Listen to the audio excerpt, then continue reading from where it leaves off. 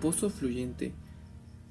Este puede definirse desde el punto de vista de producción como aquel que es capaz de vencer caídas de presión a través de un medio poroso, tuberías verticales y descarga, estrangulador y el separador, con la energía propia del yacimiento. Se debe tener conocimiento de los tipos de yacimiento de cual el pozo está produciendo. Para poder predecir correctamente la vida fluyente de un pozo, se deben conocer factores tales como el porcentaje de agua, relación gas-aceite, declinación de las presiones de fondo, índice de productividad, terminación del pozo, tipos y las propiedades del fluido producidas, entre otros. La energía para mantener fluyendo un pozo es la presión propia del yacimiento. Algunos pozos, produciendo 98% de agua salada, son aún capaces de fluir. Estos pozos producen de yacimiento con un empuje hidráulico muy activo debido a una alta presión de fondo fluyendo. Existen pozos que producen de profundidades mayores a 7.000 a 8.000 pies con muy baja presión de fondo. Estos son pozos con altas relaciones gas-líquido. Generalmente estos son pozos con bajo volumen de aceite que fluyen intermitentemente.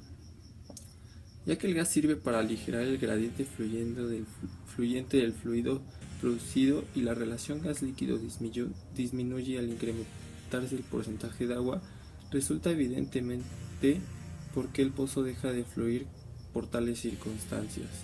El diámetro de tubería de producción afecta a la presión de fondo fluyendo requerida para un conjunto particular de condiciones de un pozo. En general, la presión de fondo fluyendo requerida disminuirá al reducirse el gasto de flujo para un diámetro de la tubería de producción constante. Comportamiento del flujo de entrada, es decir, el flujo de aceite, agua y gas de la formación hacia el fondo del pozo. Se tipifica en cuanto a la producción de líquido se refiere por el índice de productividad del pozo o en términos generales por el IPR. Comportamiento de flujo a través de una tubería vertical. Implica pérdidas de presión en esta debidas al flujo multifásico. Comportamiento de flujo a través del estrangulador superficial. Comportamiento de flujo a través de la línea de descarga hasta el separador. Después de los separadores, desde que las fases se han separado, se presentan únicamente problemas de flujo en una sola fase, por lo que para pozos fluyentes es necesario considerar el flujo hasta el separador, porque es la última restricción posible al flujo que afecta el comportamiento del pozo. Sin embargo, la velocidad del flujo deberá ser lo suficientemente grande para que los líquidos no resbalen hacia el fondo de la sarta de producción. Para predecir el gasto máximo posible de un pozo, es necesario utilizar tanto curvas de gradiente de presión en tuberías vertical como en horizontal. En la mayoría de los casos, se debe suponer una presión en la cabeza del pozo. Sin embargo, en la práctica, la longitud y el diámetro de la línea de descarga y la presión de separación controlan la presión. Ahora vamos a hablar de lo que es el factor integrante, pero primero necesitamos saber qué es una ecuación diferencial exacta, que es de la forma que tenemos aquí, que tiene que estar igualada a 0. Esto es muy importante. Ahora veamos si cumple con la exactitud. Esta parte de aquí del coeficiente le llamaremos m y esta de acá m.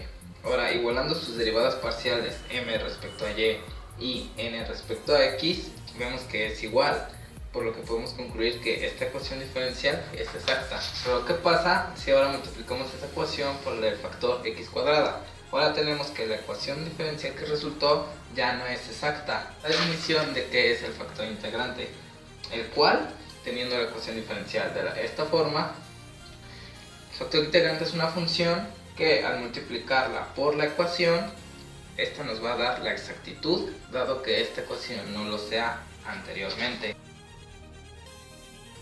Pero, ¿por qué factor integrante? La utilización de ductos para el flujo de más de una fase simultánea ha ido en aumento a medida de que las condiciones de explotación y transporte se han hecho más difíciles y los costos para líneas separadas más excesivos. La caída de presión de un flujo de dos fases es la suma de las caídas de presión debidas a la aceleración, la fricción y los cambios de elevación. La siguiente ecuación es la recomendada por el Instituto Americano del Petróleo para el cálculo de las caídas de presión en tuberías de flujo multifásico, la cual se obtiene a partir de la solución de la ecuación homogénea por factor integrante.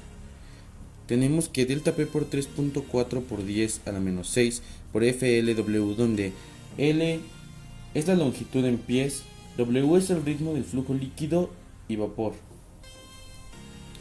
PM es la densidad de la mezcla y D es el diámetro interno de la tubería. Para calcular el ritmo de flujo usaremos la siguiente ecuación: W igual a 3180 QGSG más 14.6 QLYL, donde QG es el gasto de gas, SG es la gravedad específica del gas a condiciones estándar, QL es el gasto del líquido y Y es la densidad relativa del líquido.